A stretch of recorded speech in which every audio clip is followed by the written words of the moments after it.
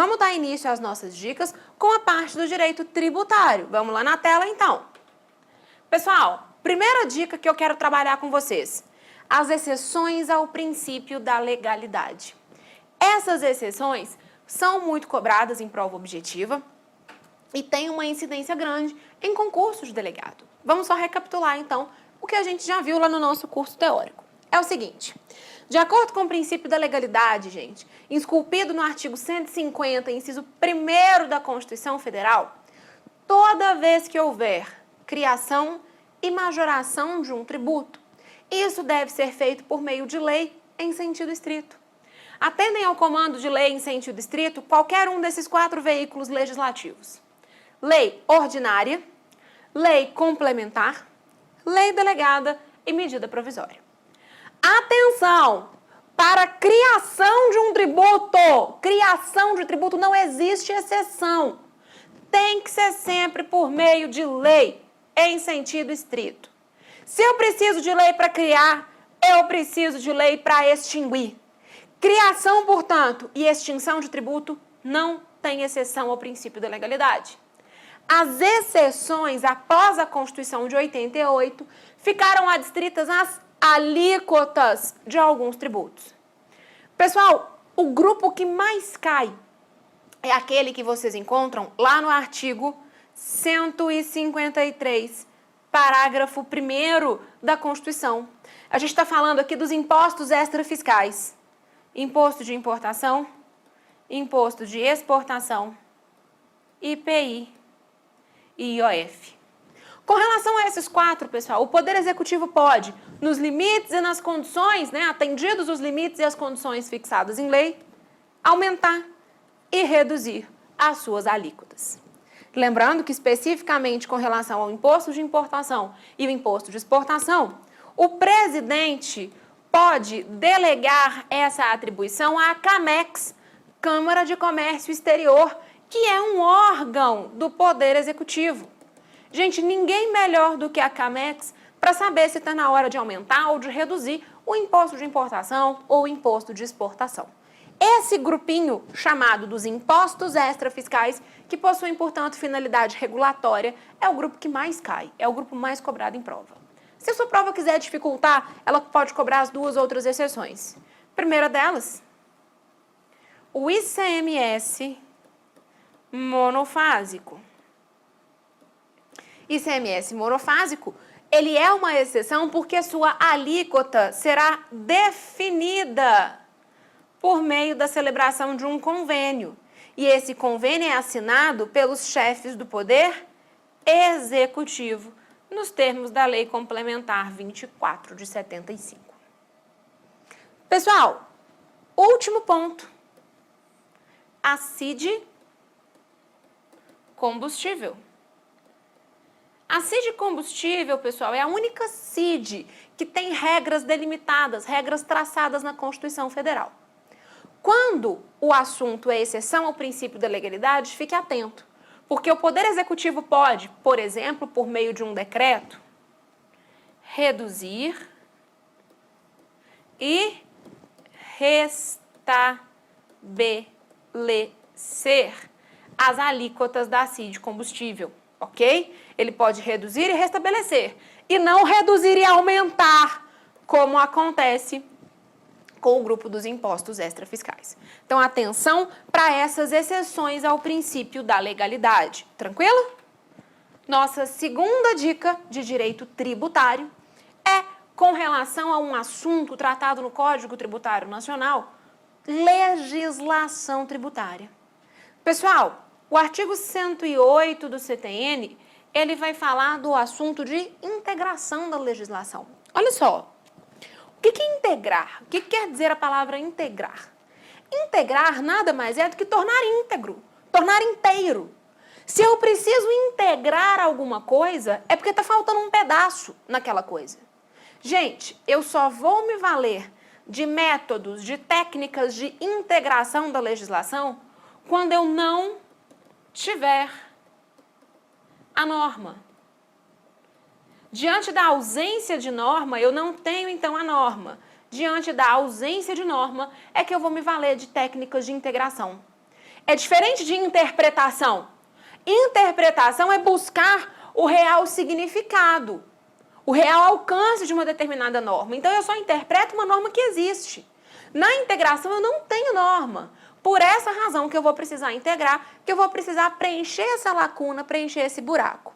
Atenção que aqui, o direito tributário ele não vai usar aquelas técnicas de integração que existem em outros meios, não. No direito civil, que vem trazido lá, por exemplo, na antiga LIC, né, na ex-LIC, na atual lei de normas de introdução ao direito brasileiro. Não. O direito tributário tem suas regras próprias, que está lá no artigo 108. Então, presta atenção. Sempre que eu não tiver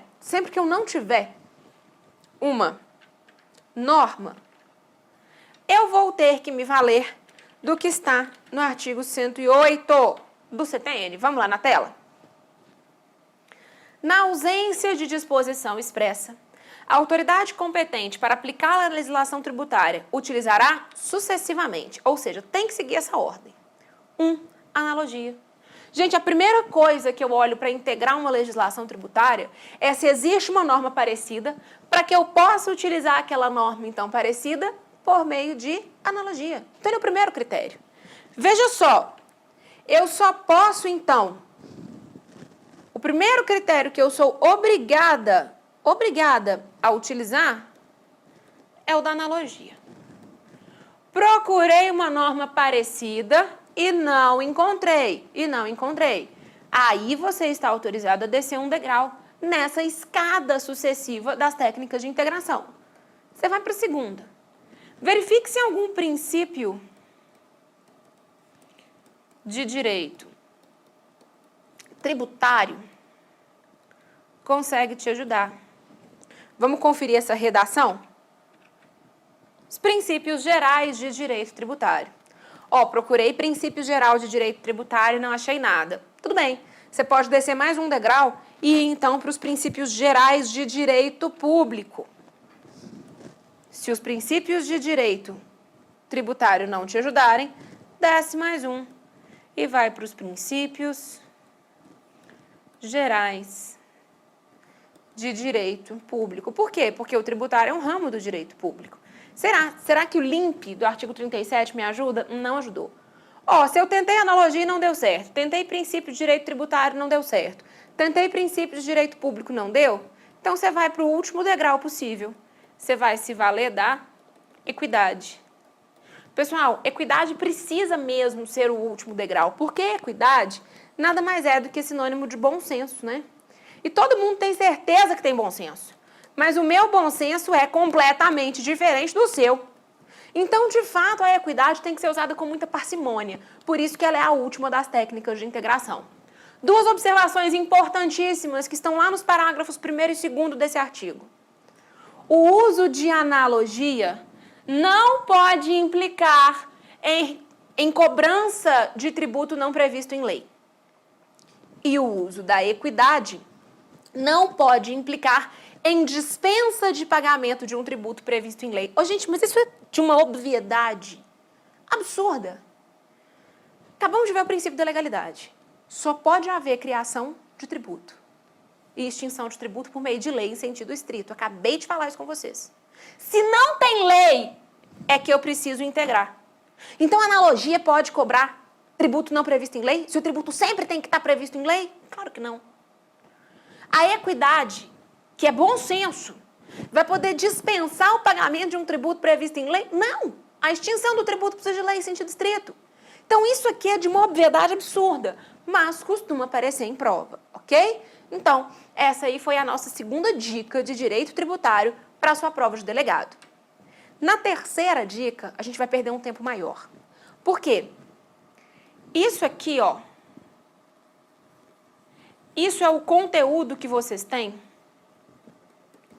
do item 11 do seu edital. Item 11 do seu edital é esse processo judicial tributário, noções de processo judicial tributário. O seu edital traz expressamente os seguintes pontos: execução fiscal, exceção de pré-executividade, embargos à execução fiscal, anulatória e repetitória. Então, vamos falar um pouco sobre esse tema de processo judicial tributário. E aqui a gente vai perder um tempinho maior. Pessoal, olha só.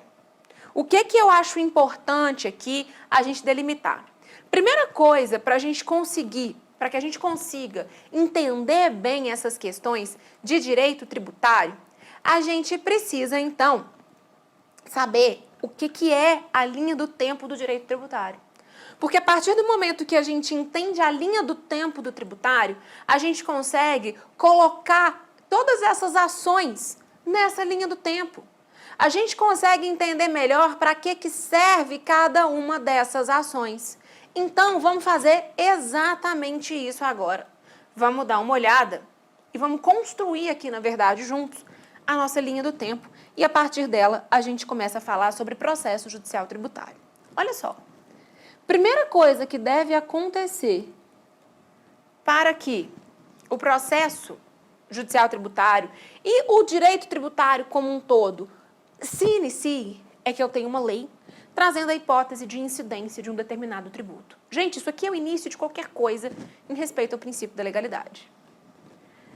Se eu fizer o que está narrado na lei no mundo real, nasce o figura do fato gerador, conceituado lá no artigo 114 do CTN. É a situação abstrata prevista em lei que, se acontecer no mundo real, dá ensejo ao surgimento da obrigação tributária.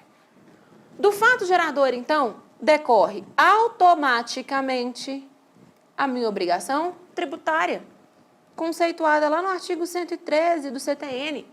A principal é o dever de pagar, ao passo que a acessória é um dever instrumental. Tudo bem, estamos falando aqui então de um tributo. Estamos falando de um tributo. Então, obrigação principal. Só que a obrigação é algo intangível.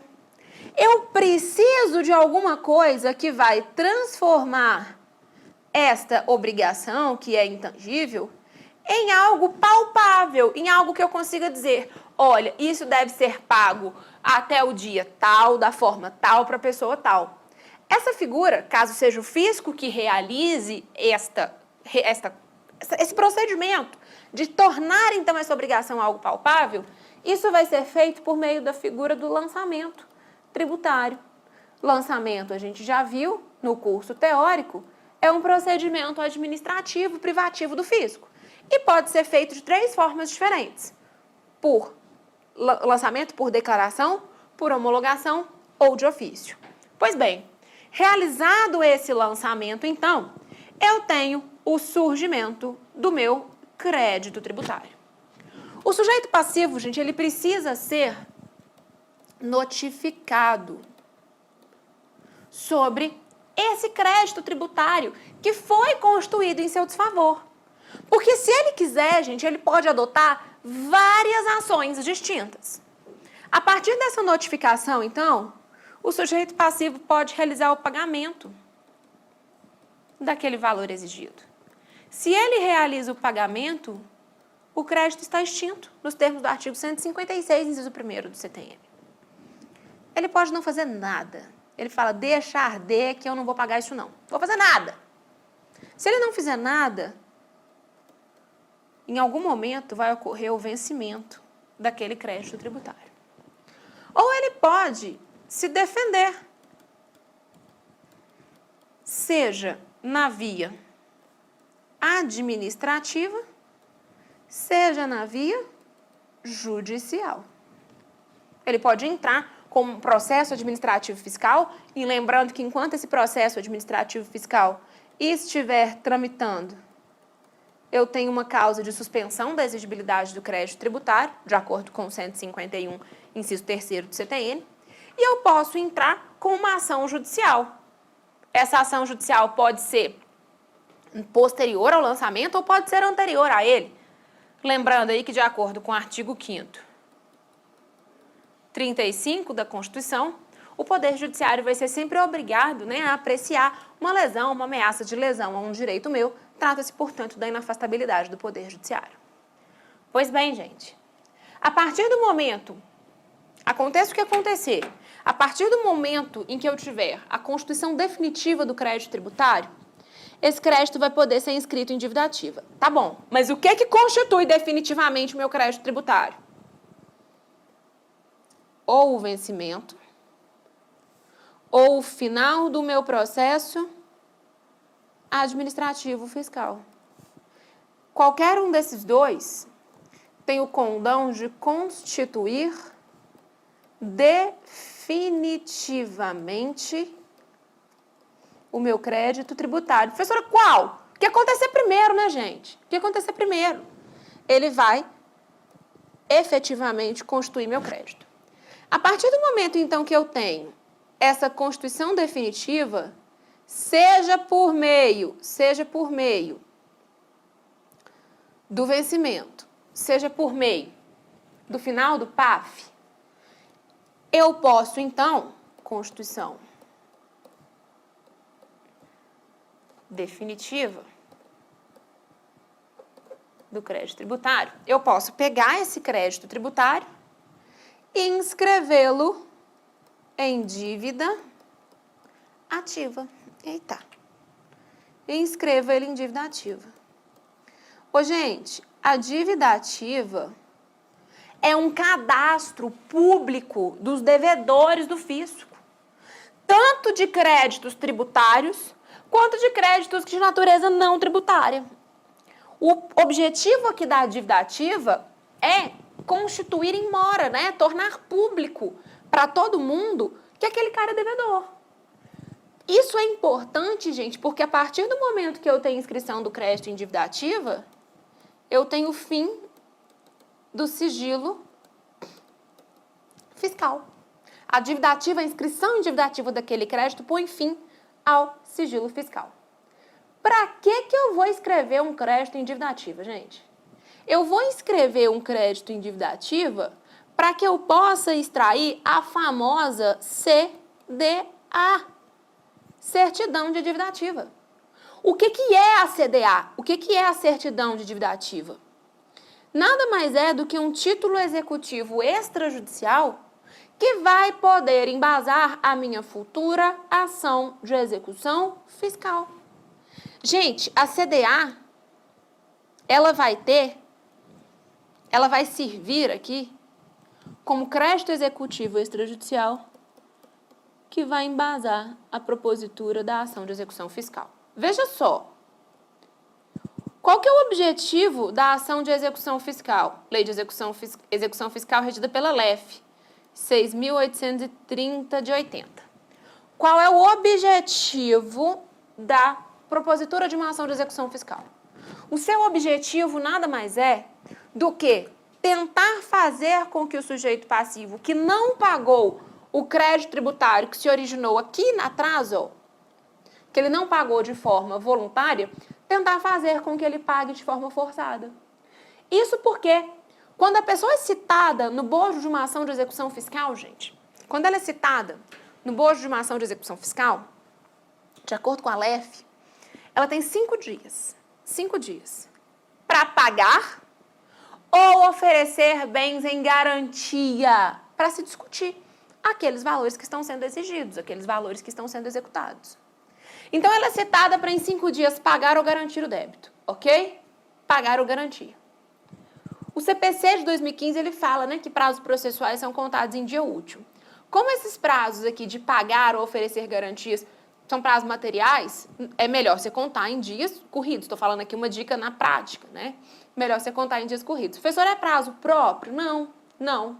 O que acontece? Dentro dos 5 dias, você tem a possibilidade de escolher qual garantia você vai apresentar, por exemplo.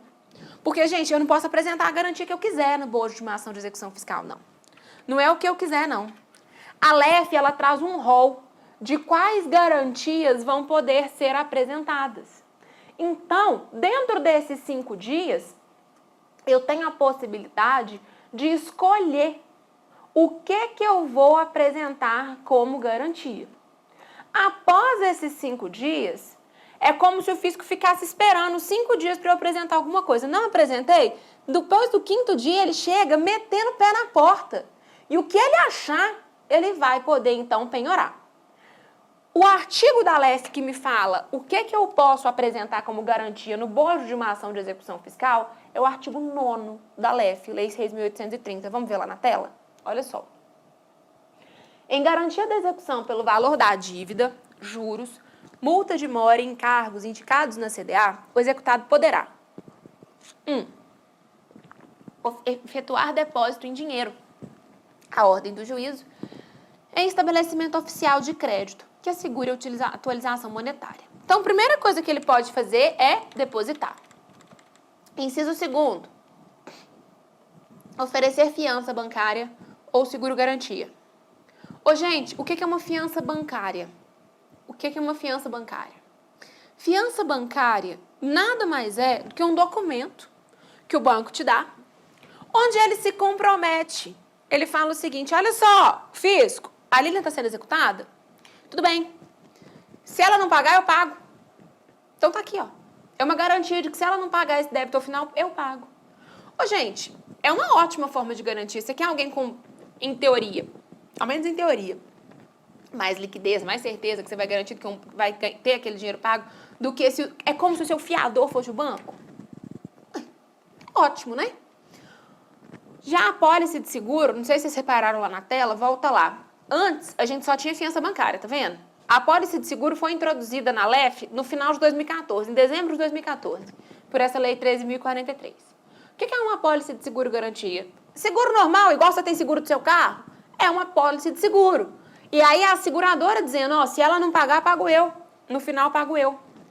Por que os contribuintes brigaram por muito tempo por isso daqui? Porque é o seguinte, gente, uma carta de fiança bancária, ela é caríssima, A manutenção dela é muito cara. Uma apólice de seguro costuma ser muito mais barata do que uma carta de fiança. E ela pode ser melhor, inclusive, para o sujeito passivo por outras razões.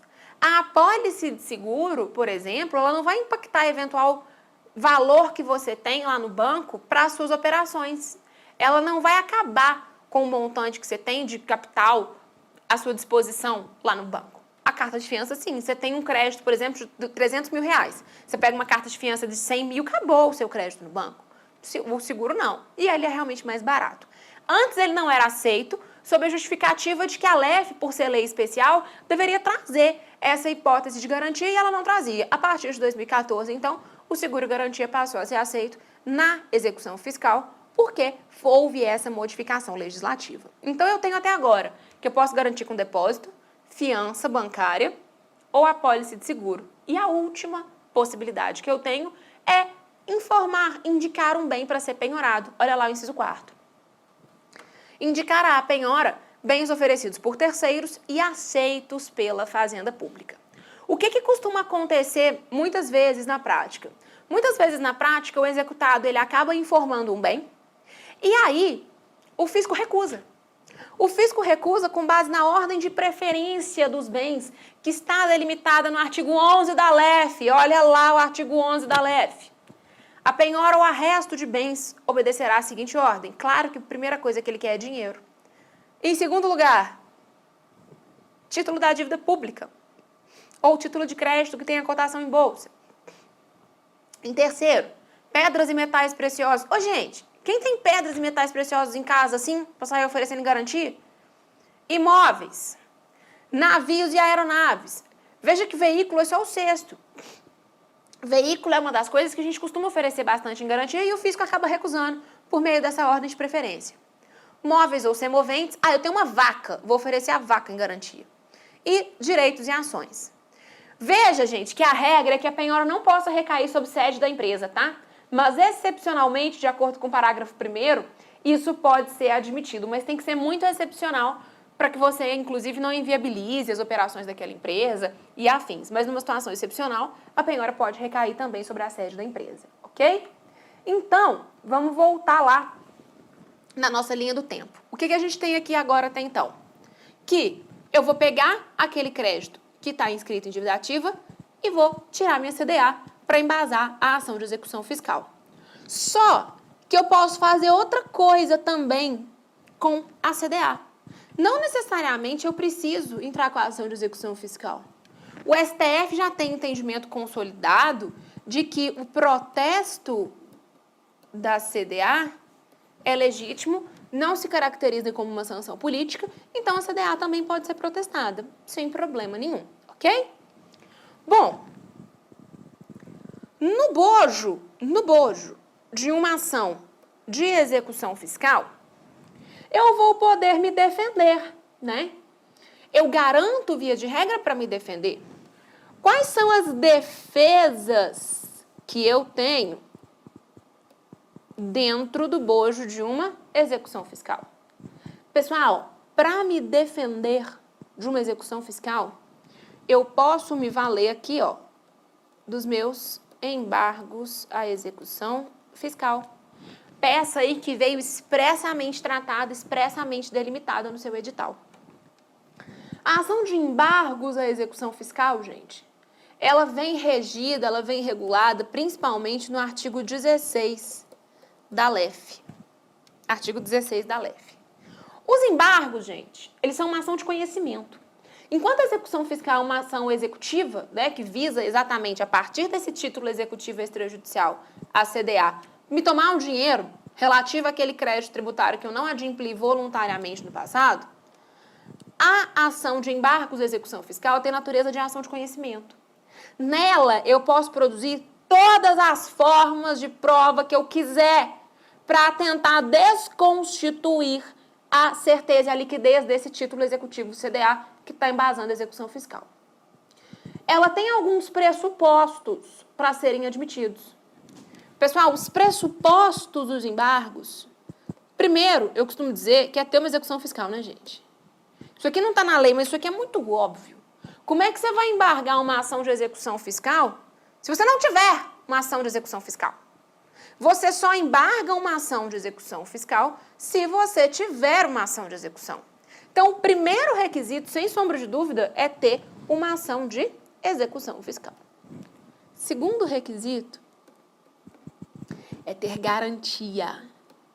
Atenção a isso aqui. Garantia. Ô, gente, uma ação de embargos à execução, lá no cível, não precisa de garantia para poder entrar com embargos, não. No tributário precisa, porque o artigo 16 da LEF é expresso nesse sentido. Olha lá, vamos conferir o artigo 16 da LEF. O executado oferecerá embargos no prazo de 30 dias contados do depósito, da juntada da prova de fiança bancária ou seguro-garantia e da intimação. Parágrafo 1º. Não são admissíveis embargos do executado antes de garantida a execução. Não adianta, não venha me dizer que o Código de Processo Civil de 2015 e o de 73 também falavam que embargos à execução podem ser propostos independentemente do oferecimento de garantia. Isso é na esfera civil. Na esfera tributária, não. Na esfera tributária, a gente tem regulamento próprio, que é o artigo 16 da LEF, parágrafo 1º, que fala que não se admite embargo sem antes de ser garantido. Então, eu preciso, sim, de garantia. De acordo com o STJ, essa garantia tem que ser integral, para fins de prova, garantia integral. Agora, eu já te falei mais cedo quais são as formas de garantia admitidas numa ação de execução fiscal. Quais são essas formas de garantia mesmo? Vão ser as seguintes. Ou vai ser depósito, ou vai ser carta de fiança bancária, ou vai ser apólice de seguro garantia, ou vai ser um bem penhorado. Vai ser uma dessas formas de garantia. Só que não morre aí, não. O terceiro requisito da ação de embargo à execução fiscal é tempestividade. Hoje a gente tem prazo para entrar com a ação de embargos. Tem prazo. Que prazo é esse? Esse prazo é de 30 dias. Só que, olha só, o termo inicial da contagem do prazo de 30 dias depende da garantia oferecida. Se eu estiver falando de um depósito, eu conto 30 dias da data do depósito. Depositei hoje. E eu sei que eu depositei hoje. Começa a contar 30 dias a partir de hoje. Claro, prazo processual, excluo o primeiro, incluo o último.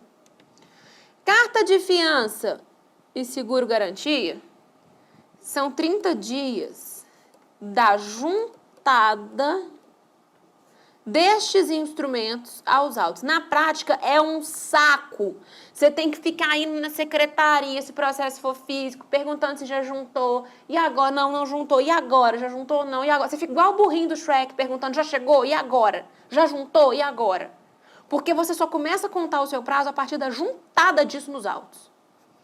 Quando o assunto é penhora, eu conto 30 dias a partir da data de intimação da penhora. Faz sentido, né? Eu tenho que saber se algum bem meu foi penhorado, se não foi. Então, essas são as principais observações que a gente tem para fazer quando o assunto é embargos à execução fiscal, ok? Só, pessoal, que ao lado dos embargos à execução fiscal, existe também a figura da EPE, exceção de pré-executividade. Olha só que curioso. A EPE, essa exceção de pré-executividade, não é uma ação, não. EPE não é uma ação autônoma, não. EPE é uma petição. Essa petição, ela é protocolada no bojo da ação de execução fiscal. Então, ela não é uma ação autônoma. Ela é uma petição protocolada no bojo da execução fiscal. Gente, a EPE não tem regulamentação legal. O CPC perdeu uma grande oportunidade de regulamentar a EPE, ok? Existe uma súmula que regula a EPE, súmula 393 do STJ. Vamos dar uma olhada nela? Olha o que diz a súmula 393 do STJ. A exceção de pré-executividade é admissível na execução fiscal relativamente às matérias conhecíveis de ofício, que não demandem dilação probatória. O que eu tenho de mais importante aqui, então, na minha EPE, na minha exceção de pré-executividade? Pessoal, o que eu tenho de mais importante é o seguinte: eu não posso, no bojo da EPE, produzir provas. Não posso produzir provas. Se eu tiver que produzir prova, eu não posso me valer de uma exceção de pré-executividade. Porque como ela é uma petição, gente, eu tenho que conseguir provar de cara que o meu direito está tutelado. E a matéria tem que ser conhecível de ofício pelo juiz. Geralmente, quais são as matérias arguídas em sede de EPE? Impossibilidade de redirecionamento de uma ação de execução fiscal, por exemplo, da sociedade para o sócio. Essa questão de responsabilidade tributária. Prescrição, decadência. Tá me cobrando um tributo que eu já paguei, tá aqui o comprovante de pagamento. Ou então esse tributo é inconstitucional, o STF já decidiu, em repercussão geral, olha aqui. Ou ele já falou que essa lei é inconstitucional, olha a DIN que ele decidiu. Geralmente são essas as situações que a gente se depara com elas na prática. É claro que não são as únicas, mas geralmente aí são essas as situações que a gente tem, ok? Então, olha só, pessoal, dentro desse processo judicial tributário, a gente já teceu considerações sobre a execução fiscal, sobre a EPE, sobre os embargos à execução fiscal. Vamos falar um pouco agora sobre anulatória e repetitória. Veja bem, qual que é o objetivo de uma ação anulatória de débito fiscal? A ação anulatória de débito fiscal, gente, essa ação anulatória, ela vai poder ser proposta antes e depois de proposta a ação de execução fiscal. Então, olha lá na tela. A anulatória pode ser proposta aqui, por exemplo, a partir do lançamento. Então, antes da propositura de uma ação de execução fiscal, ou mesmo depois. Porque suponhamos que eu tenho uma ação de execução fiscal e eu não posso executar, porque eu não tenho dinheiro para garantir. E eu não posso usar uma EPE para me defender, porque eu preciso produzir prova. Vou ficar sem conseguir me defender? Não. Entra com uma ação anulatória. prevista lá no artigo 38 da LEF, da Lei 6.830. O objetivo dela, então, é anular um determinado ato administrativo. Geralmente, na maior parte das vezes, esse ato administrativo é o lançamento. Geralmente, na prática, é ele. Mas não existe anulatória só para anular lançamento, não. Eu posso ter uma ação anulatória para anular qualquer ato do fisco, como, por exemplo, apreensão indevida de mercadorias. Eu estava feliz da vida transitando pela estrada com o meu caminhão cheio de mercadoria, que eu saí de Minas Gerais e fui levar para o Maranhão para entregar. No meio do caminho eu sou parado na barreira fiscal. Aí o fiscal fala assim, deixa eu dar uma olhada nas mercadorias. Fala, claro, deixo. Deixa eu dar uma olhada nas notas fiscais. Claro, estão aqui. Deixa eu dar uma olhada no comprovante de pagamento de ICMS. Não, não tem, que eu não paguei. Ah, não? Então só segue viagem depois que trouxer para mim o comprovante de pagamento. Isso é um ato ilícito, isso é um ato inconstitucional, isso é o que o STF chama de sanção política, não pode ser admitido. O que você vai fazer? Você vai correr pagar? Não. Você pode entrar com uma ação anulatória pedindo antecipação dos efeitos da tutela para liberar a sua mercadoria, para anular aquele ato administrativo. Qual ato? A apreensão irregular de mercadorias. Você vai se fundamentar na súmula 323 do STF, que fala exatamente isso. É inadmissível a apreensão de mercadorias como meio, como forma coercitiva para o pagamento do tributo.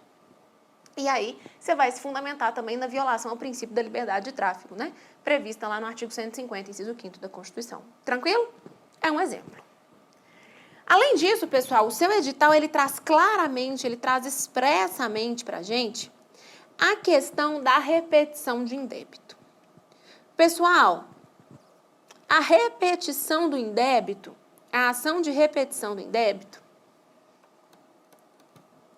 repetição do indébito, também é chamada de ação repetitória. Ela encontra previsão lá no artigo 165 do CTN. A lógica da ação de repetição do indébito é a seguinte: eu realizei um pagamento indevido. Eu fiz um pagamento de um tributo considerado inconstitucional e eu não sabia. Eu fiz o pagamento de um tributo 2 vezes, porque eu sou lerda e paguei 2 vezes. Eu vivo fazendo isso com conta de luz. Eu pago conta de luz no mesmo mês 2 vezes. Aí, quando eu vejo, a próxima vem zerada, né? Porque a concessionária abate. Você pode fazer isso com tributo também. Você pode ter esse mesmo retardo com tributo. Você vai lá e paga 2 vezes. Você vai deixar para lá? Não, você vai entrar com uma ação ou com um pedido de repetição do indébito. Olha que curioso, no tributário, se você paga um crédito prescrito, um crédito decaído, você pode pedir de volta. Qual que é o procedimento para isso? Ação de repetição do indébito. Gente, o que é importante aqui para sua prova para fins de repetição de indébito? Quando que ela vai poder ser utilizada? Quando eu fizer um pagamento indevido. Seja porque o tributo é inconstitucional, seja porque está prescrito, seja porque está decaído, seja porque você pagou 2 vezes, não interessa a razão. Se o pagamento foi feito de forma equivocada, você tem direito a pedir de volta, ok? Bom, seja pagamento total, seja pagamento parcial. Vamos supor que eu fiz um pagamento equivocado parcial. Uma parte é devida, outra parte não. Você pode fazer o pedido aí de repetição parcial para ter de volta só aquele valor indevido, tranquilo? E é isso basicamente que está para vocês no artigo 165 do Código Tributário Nacional. Bom, outro ponto de suma importância aqui na repetição de indébito, o seu prazo. De acordo com o artigo 168 do CTN, o prazo para entrar com um pedido ou com uma ação de repetição de indébito é de 5 anos. Pessoal, traduzindo o que está no artigo 168, 5 anos contados da data do pagamento indevido, na maior parte do tempo, na maior parte das vezes. Porque tem uma situação onde você pode ter a anulação de uma decisão. Quer ver? Vamos conferir isso lá no 168.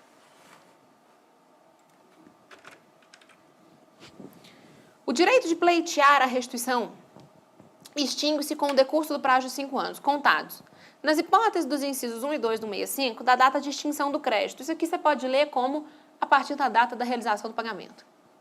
E na hipótese do inciso 3, o que é essa hipótese do inciso 3? Reforma, anulação, revogação ou rescisão de decisão condenatória. Nesse caso, você tem 5 anos contados da data que se tornar definitiva a decisão administrativa ou passar em julgado a decisão judicial que tenha reformado, anulado, revogado ou rescindido a decisão condenatória. Geralmente, como que isso cai em prova? Geralmente cai perguntando qual que é o prazo, pura e simplesmente, cobrando aí 5 anos da data do pagamento indevido, ok? Mas saiba que existe essa outra possibilidade quando a gente tem aí essa reforma dessa decisão. Bom, eu posso fazer o pedido de repetição do indébito? Eu posso fazer tanto na esfera administrativa quanto na esfera judicial. Se eu fizer o pedido na esfera administrativa, qual que é o meu prazo? 5 anos da data do pagamento indevido. Se for deferido, ok, acabou, né? Mas e se meu pedido for indeferido? Se o meu pedido for indeferido na esfera administrativa, muita atenção, esse artigo costuma cair demais em prova, mas é demais mesmo. Se o meu pedido for indeferido na esfera administrativa, eu tenho um tempo a mais para ir para o judiciário. Olha lá. Se ele for indeferido, você vai aplicar o que está no artigo 169 do CTN. Você tem mais 2 anos,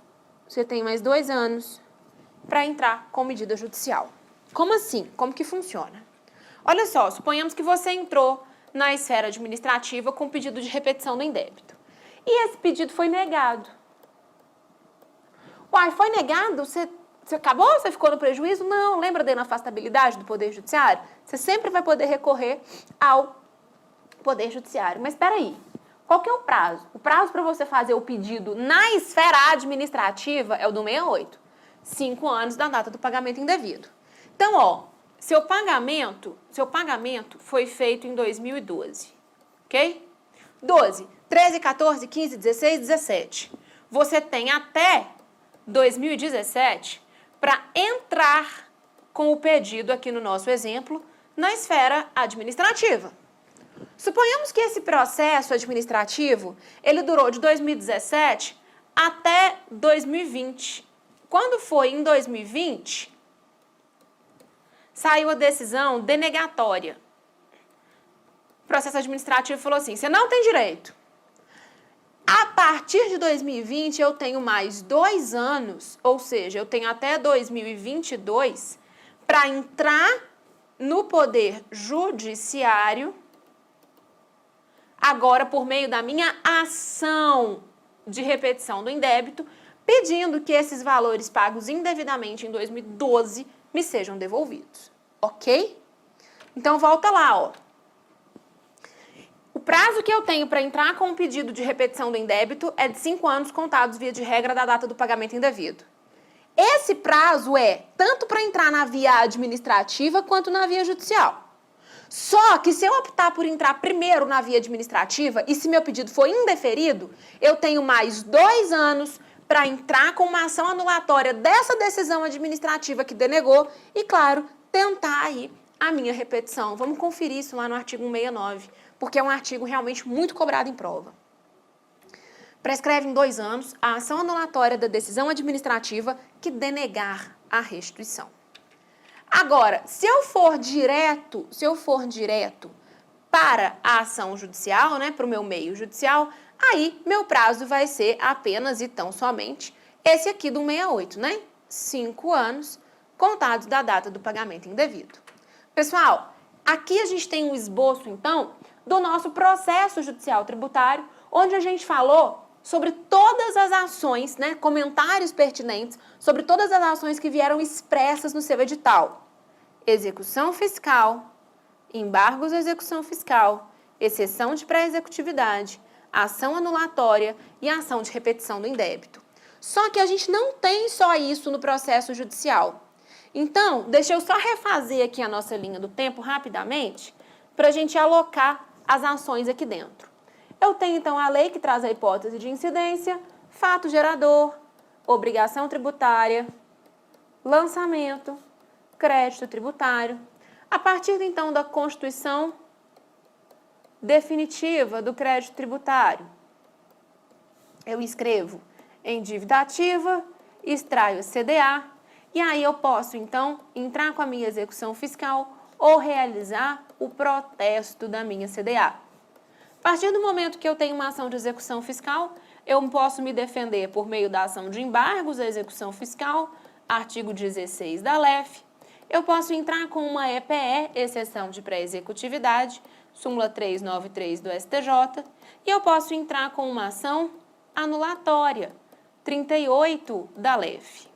Só que a ação anulatória, essa ação anulatória aqui, ela pode ser proposta tanto após o rejuizamento da execução fiscal, quanto antes.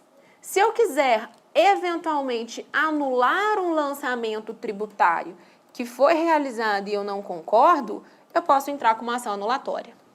Mas suponhamos que eu sei que o fisco vai lançar, porque ele está lançando todo mundo, mas ele ainda não lançou.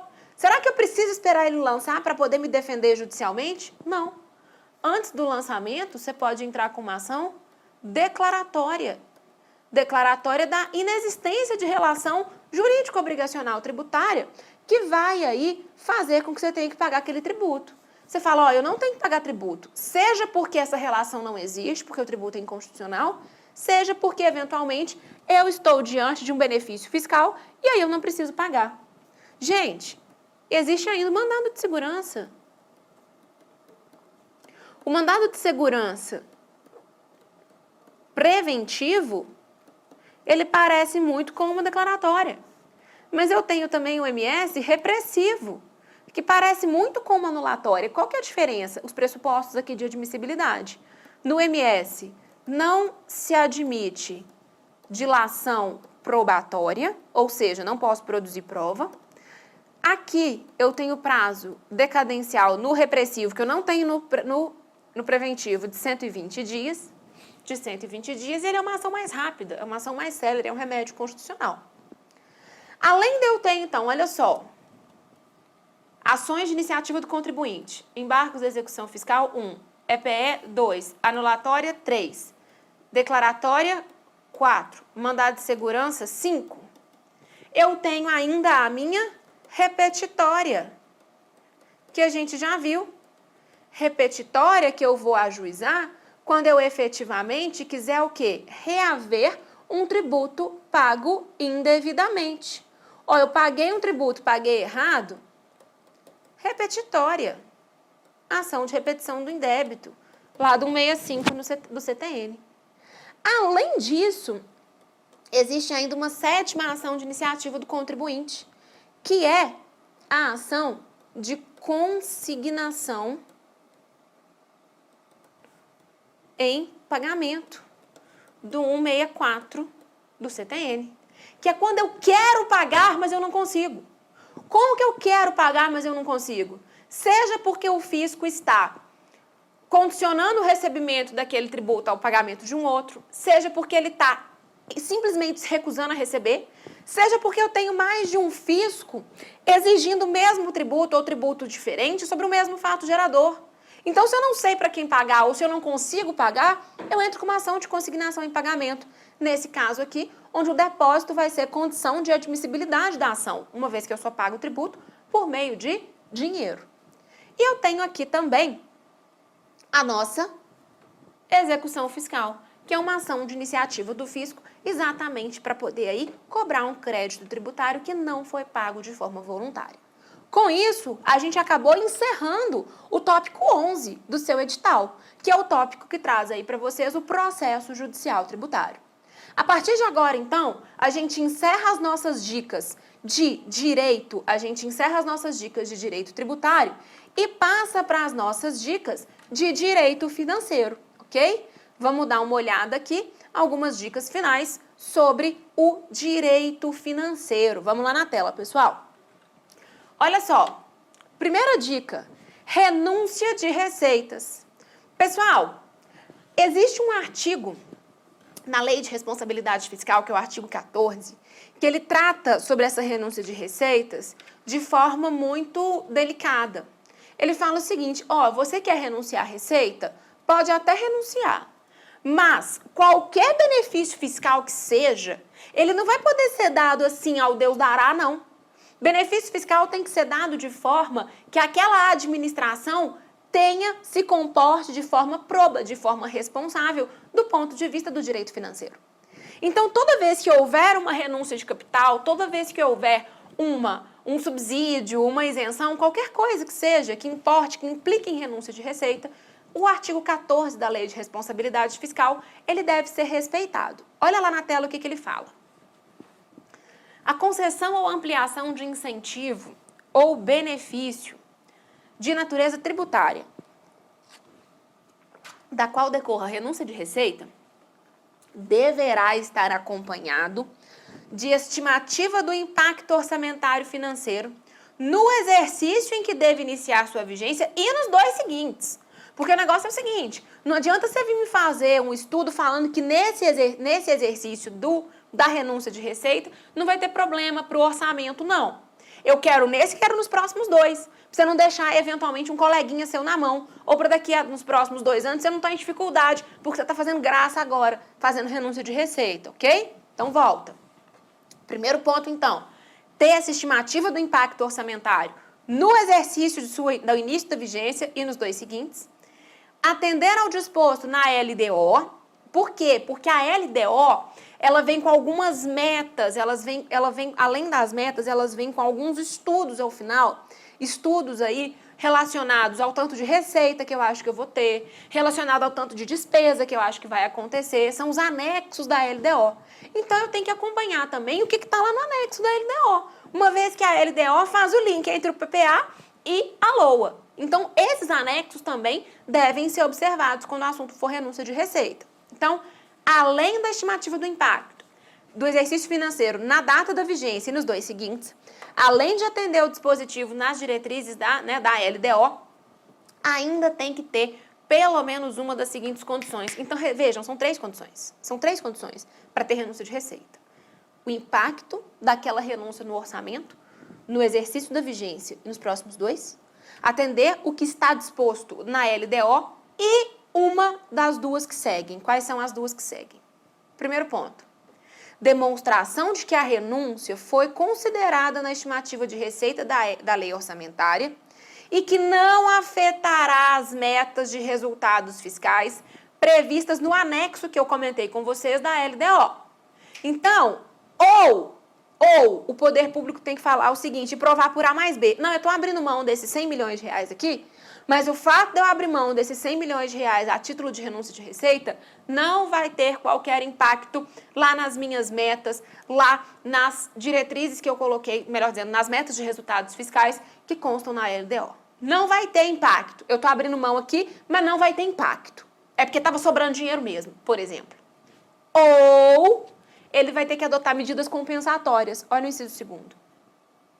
Estar acompanhado de medidas de compensação no período mencionado no caput, ou seja, nesse exercício e nos próximos 2, por meio do aumento de receita proveniente da elevação de alíquota, ampliação de base de cálculo, majoração ou criação de tributo ou contribuição. Olha só, exemplo.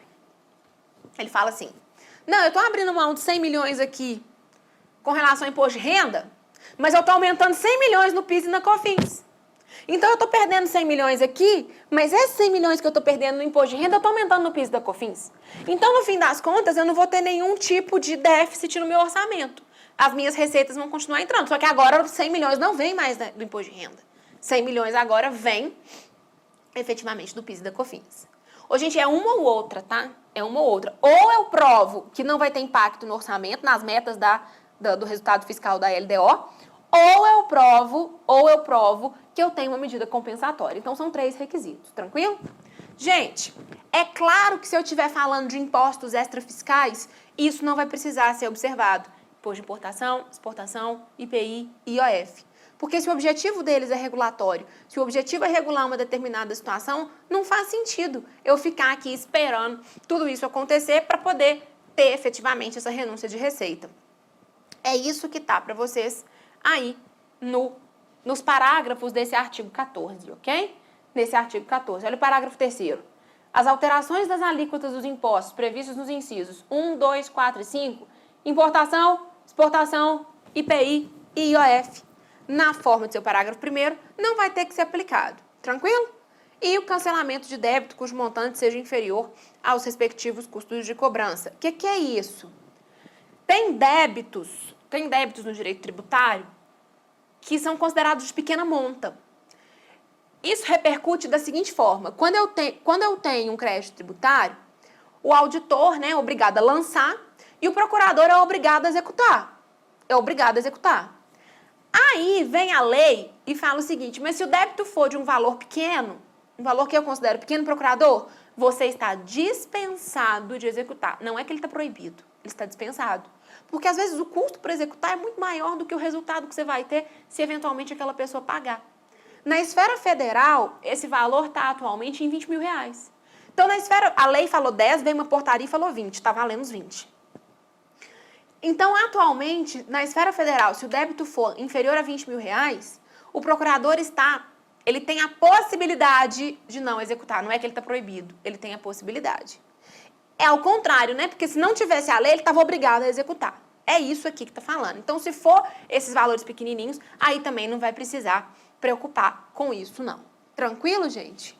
Um ponto importante é o seguinte, se efetivamente você, chefe do executivo, optar, ao invés de apresentar um estudo dizendo que aquilo ali não vai afetar o seu orçamento, se você optar por adotar medidas compensatórias, aquela renúncia de receita que você fez no meu exemplo do imposto de renda só vai poder operar os seus efeitos quando efetivamente você já tiver aumentado o PIS e a COFINS, ok? É isso que está no parágrafo 2º. Se o ato de concessão ou ampliação do incentivo ou benefício que trata o caput decorrer da condição contida no inciso 2º, ou seja, medidas compensatórias, o benefício só entrará em vigor quando implementadas as medidas referidas no mencionado inciso. Ou seja, só vai entrar em vigor o benefício fiscal quando você já tiver as medidas de compensação aptas a produzir também os seus efeitos para que você não tenha um déficit orçamentário. Tranquilo, gente? Bom, vamos para a nossa segunda e última dica de direito tributário, última dica do nosso hora H. Olha lá, despesas. Os estágios da despesa. Pessoal, o que é uma despesa? Despesa é um valor que vai ser gasto para o bem-estar da sociedade, né? Mas a despesa, ela fica dentro de um determinado exercício financeiro. Se essa despesa passar para o próximo exercício financeiro, não é despesa, é dívida. Não é despesa, é dívida. Só que para fazer o pagamento, né, dessas despesas, existem uma série de momentos que devem ser observados. O primeiro momento é o momento da fixação da despesa. O momento da fixação é quando eu coloco lá na LOA que eu vou efetivamente ter aquela despesa. Por exemplo, o Estado do Maranhão, ele determina, pode jogar na tela, o Estado do Maranhão, ele determina que está na hora de comprar 20 mil novas viaturas policiais ou de abrir concurso para delegados civis. Ok? Fixação da despesa na LOA. Não, eu preciso disso, eu vou precisar de 100 milhões para isso. Eu preciso disso, nós estamos sem delegado, nós temos que fazer concurso. Coloca lá na LOA, fixação da despesa. Gente, essa despesa, vamos colocar viatura que fica mais fácil no nosso exemplo. Vou comprar viaturas aqui, vou comprar, sei lá, 100 mil viaturas. Vou precisar de 100 milhões de reais para isso. Fixei essa despesa na LOA, esse é o primeiro momento da fixação da despesa. Acontece que a partir do momento que eu fixo, eu preciso abrir licitação, né? Nesse caso aqui eu vou fazer licitação para melhor compra. Aí depois eu vou escolher, aí eu vou ter um contrato administrativo celebrado com aquela pessoa que ganhou a a licitação. Em algum momento, então, eu vou ter o tal do empenho. O empenho é o segundo momento da despesa. Primeiro é a fixação, o segundo é o empenho. O que é isso? Gente, existe um princípio no direito financeiro, existe um princípio que é o princípio da unidade da tesouraria. Cada ente federativo tem um tesouro único, tesouro da União, tesouro do Estado. E aí, nesse tesouro, então, eu tenho todos os recursos daquele Estado. Por exemplo, o Estado do Maranhão, ele tem aqui 15 bi para gastar, é o orçamento dele todo. Aí, eu venho aqui no orçamento, eu venho aqui no tesouro e faço a nota de empenho. O empenho, ele é materializado, então, pela nota de empenho. Eu faço a nota de empenho, eu falo o seguinte, desses 15 bi, 100 milhões vai ser para comprar as novas viaturas. Nota de empenho. Aí, o responsável, então, entrega essas viaturas, eu tenho o momento da entrega das viaturas, e aí eu vou ter o terceiro momento da despesa, que é a liquidação. Terceiro momento, que é a liquidação. O responsável por fiscalizar esse contrato administrativo vai vir aqui e vai falar assim, foi tudo entregue mesmo? Viatura entregue? Foi. Elas vieram do jeitinho que a gente pediu, no jeitinho que está no contrato, com, sei lá, motor de tantos cavalos, não sei o que lá, modelo tal, tudo igual, tudo certinho, bonitinho, toda a mesma cor? Tá. Então tá bom. Aí ele dá o ok, e aí eu tenho o quarto momento, então, que é efetivamente a autorização do pagamento daquela despesa pública. Tranquilo? Com relação à despesa, a gente tem, então, esses 4 momentos. Existem aí, chega junto, existem esses 4 momentos quando o assunto é despesa lá no direito financeiro. Nós temos, então, olha lá, fixação, empenho que é materializado pela nota de empenho, liquidação e pagamento. Pessoal, essas foram as nossas dicas, então, de direito tributário e de direito financeiro.